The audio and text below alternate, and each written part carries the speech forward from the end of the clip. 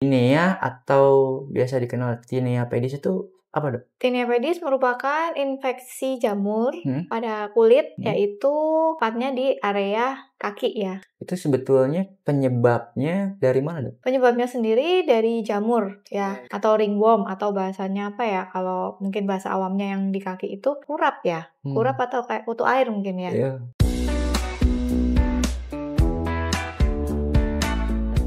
Halo Sobat Pandawa, kembali lagi dengan saya Aditya Nanda di podcast Tanya Dok.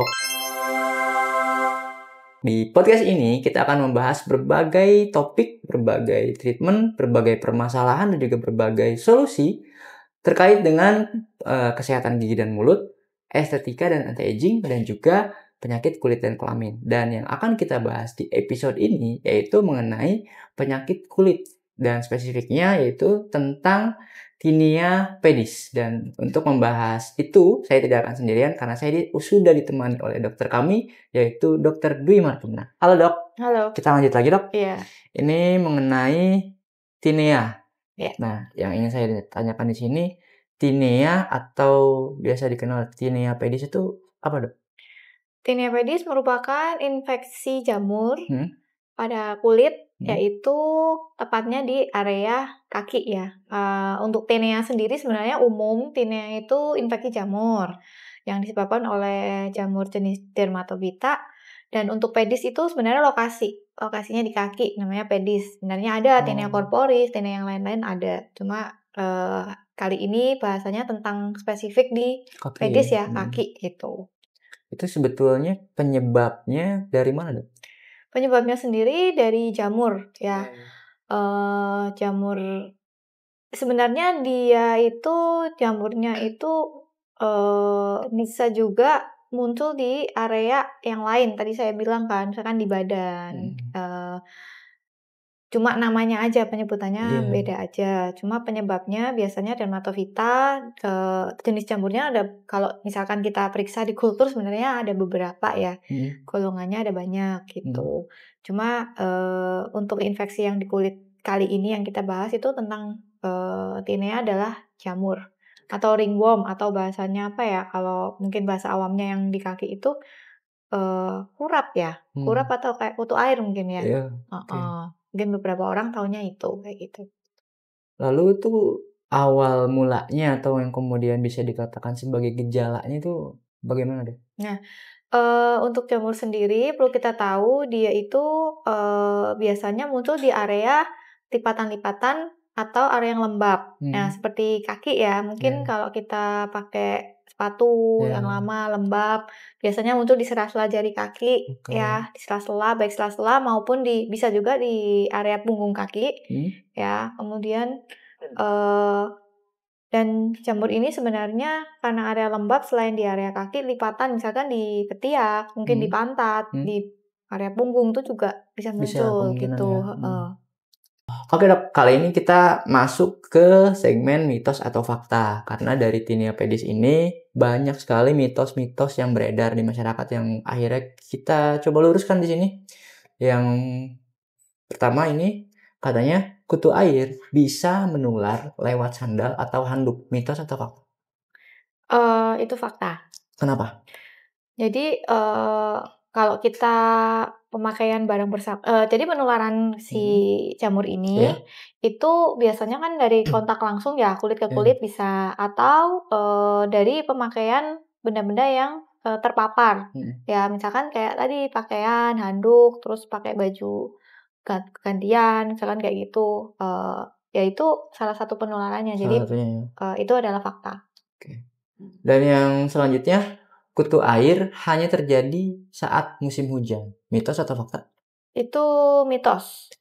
Karena kalau kayak jamur itu tidak hanya kalau misalkan kita kena air ya, mungkin airnya kotor, itu memang bisa. Tapi pada misalkan musim kayak kemarau lah ya, nggak banyak hujan gitu, kita pun tetap bisa kena. Apalagi kita di Indonesia kan tropis ya, iklimnya itu kan lembab, panas. Nah, tadi yang saya bilang jamur ini kan mudah muncul di area yang lipatan atau dengan kelembapan yang tinggi ya. Jadi ya tanpa kena, maksudnya air gitu juga bisa mudah terinfeksi lah istilahnya.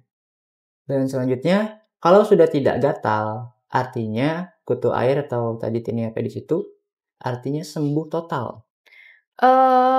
Sebenarnya salah satu gejala itu yang kita nilai dari gatal, tapi belum tentu kalau gatalnya itu udah nggak ada, tinea atau jamurnya hilang.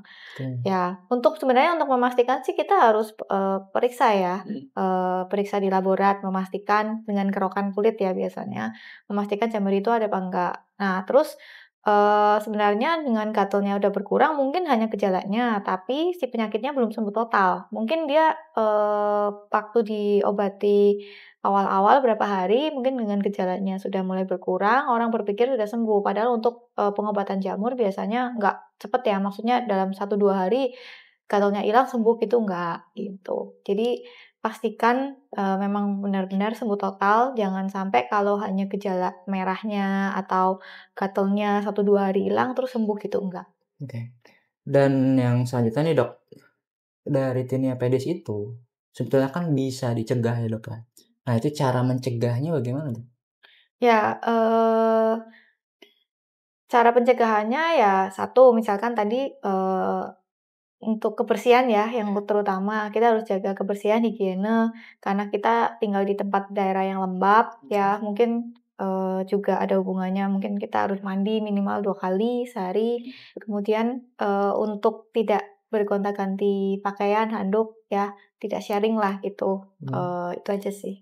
Dan terakhir Dok, barangkali ada tips atau pesan dari dokter kalau misalnya Anda untuk sobat Pandawa di luar sana yang mungkin sudah menemukan gejala-gejala tinea pedis ini, bagaimana dari dokter tips atau pesannya? Ya, kalau mungkin teman-teman, sobat Pandawa menemukan gejala-gejala atau keluhan yang tadi mungkin lebih ke arah kayak tinea, jamur, mungkin bukan cuma tinea pedis ya, tapi, jamur di bagian tubuh lain juga mungkin ada, jangan ragu untuk, periksa ke dokter ya. Dan pastikan, supaya kita bisa memberikan, pengobatan yang optimal, yang tepat, maksimal ya, sesuai dengan dosisnya. Maksudnya nggak cuma berapa hari, kelihatannya sembuh padahal mungkin belum tentu sembuh. Jadi, pastikan kamu ke dokter dengan diagnosis yang tepat sehingga dokter bisa memberikan, terapi pengobatan sampai tuntas gitu. Cukup Dok? Ya, cukup. Oke, tadi karena sudah jelas sekali di penjelasan mengenai tinea pedis, tadi sudah dijelaskan juga oleh Dr. Dwi Martina. Tapi jangan khawatir, masih banyak episode-episode selanjutnya dan episode kali ini diakhiri sampai di sini saja. Makanya Sobat Pandawa jangan lupa like, comment, dan share supaya YouTube official Klinik Utama Pandawa dan juga podcast Tanya Dok semakin viral, semakin naik lagi, semakin oke lagi. Dan kalau misalkan masih ada pertanyaan terkait dengan penyakit apapun, terkait dengan permasalahan atau hanya ingin sekadar sharing terkait dengan kesehatan, bisa di kolom komentar. Dan saya Aditya Nanda. Dan saya Dr. Martina. Terima kasih, pamit undur diri. See you to the next episode. Bye-bye.